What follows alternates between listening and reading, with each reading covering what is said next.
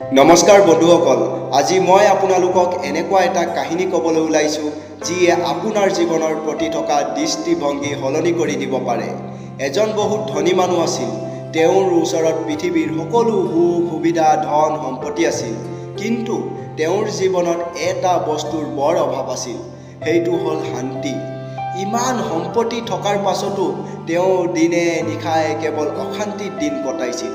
এদিন তেওঁ এজন দুখীয়া খেতিয়কক দেখিলে। খেতিয়কজনে দিনটো ৰ'দত হাড় ভঙা পৰিশ্ৰম কৰিছিল, তথাপিও সন্ধিয়া এজুপি গছৰ তলত অতি সুখেৰে আৰু গভীৰ টোপনি গৈছিল। ধনী মানুহজনে আচৰিত হৈ খেতিয়কজনক সুধিলে, হেৰা, তোমাৰ ওচৰত না অট্টালিকা আছে না গাড়ী আছে, তথাপিও তুমি ইমান শান্তিত কেনেকৈ শুব পাৰিছা? খেতিয়কজনে হাঁহি এটা মাৰি ক'লে, চাহাব, সুখ কোনো বস্তু বা সম্পত্তিৰ মাজত নাথাকে, সুখ থাকে সন্তোষৰ মাজত। মই আজিৰ কামখিনি সম্পূৰ্ণ সততাৰে কৰিলোঁ আৰু মই জানো যে মোৰ আজিৰ দিনটো অথলে যোৱা নাই। পৰিশ্ৰমৰ পাছত পোৱা এই সন্তোষেই মোক শান্তিত শুবলৈ সহায় কৰে। খেতিয়কজনৰ কথা শুনি ধনী মানুহজনৰ চকু খোল খাই গ'ল। তেওঁ বুজি পালে যে তেওঁ কেৱল সম্পত্তি গোটোৱাৰ নিচাত ইমান দিনে নিজৰ মানসিক শান্তি বিসৰ্জন দি আহিছে।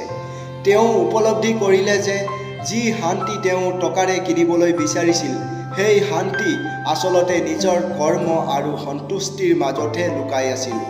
বন্ধুসকল, আমি পইচা উপাৰ্জনৰ দৌৰত ইমানেই ব্যস্ত হৈ পৰোঁ যে আমি প্ৰকৃততে জীয়াই থাকিবলৈ পাহৰি যাওঁ। মনত ৰাখিব, পইচা প্ৰয়োজন, কিন্তু তাতকৈ বেছি প্ৰয়োজন হ'ল আপোনাৰ মানসিক শান্তি আৰু নিজৰ কামৰ প্ৰতি থকা সততা।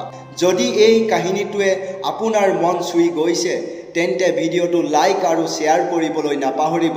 আপোনাৰ এটা শ্বেয়াৰ হয়তো আন কাৰোবাৰ চিন্তাধাৰা সলনি কৰি দিব পাৰে।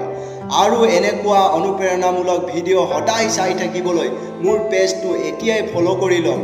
আৰু যদি ইউটিউবত চাই আছে, তেন্তে অনুগ্ৰহ কৰি চেনেলটো ছাবস্ক্ৰাইব কৰি লওক। ধন্যবাদ। জয় আই অসম।